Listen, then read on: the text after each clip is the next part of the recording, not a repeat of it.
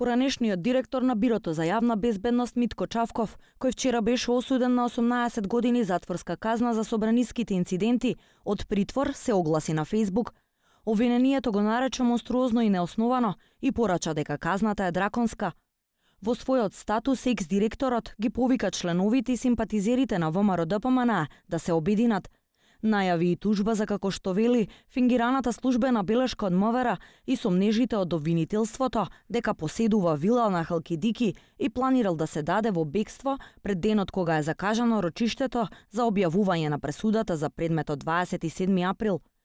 Чавков во својот статус додава дека ќе ја подари вилата на Халкидики на истражувачките новинари, доколку ја најдат дека постои.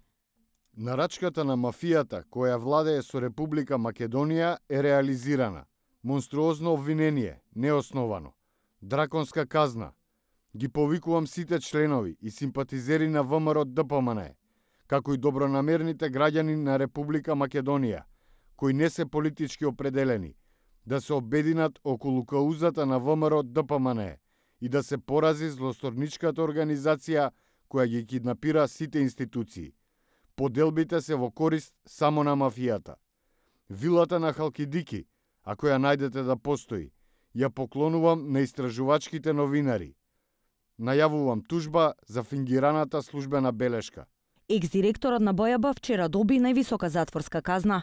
Судиката Добрила Кацарска во изрекувањето на пресудата образложи дека полициските службеници пасивно постапувале за собраниските инциденти, а Чавков на 27 април единствената команда ја дал во 20 часот и 30 минути.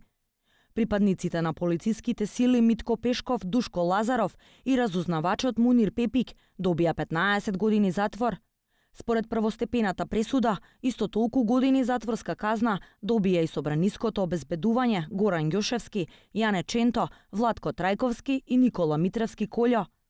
14 години затвор заработи Вилијам Михајловски, додека на полицискиот припадник Оливер Поповски кривичен му одреди 13 години затвор. По 12 години добија Игор Јук и Горанче Ангеловски.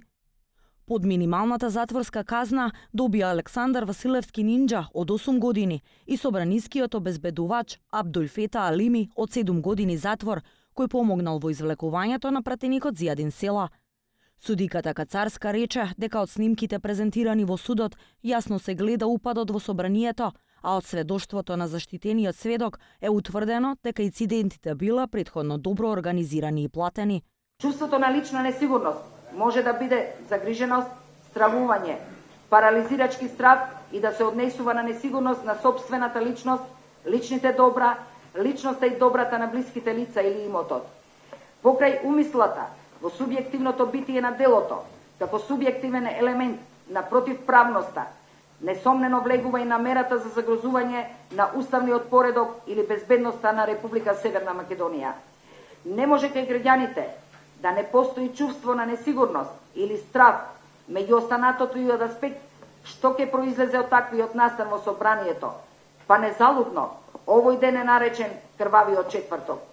Затворските казни за обвинетите за крвавиот четврток нема да започнат веднаш, бидејќи осудените со првостепена одлука имаат право на жалба до апелацискиот суд, а до произнесувањето на апелација пресудата не е правосилна.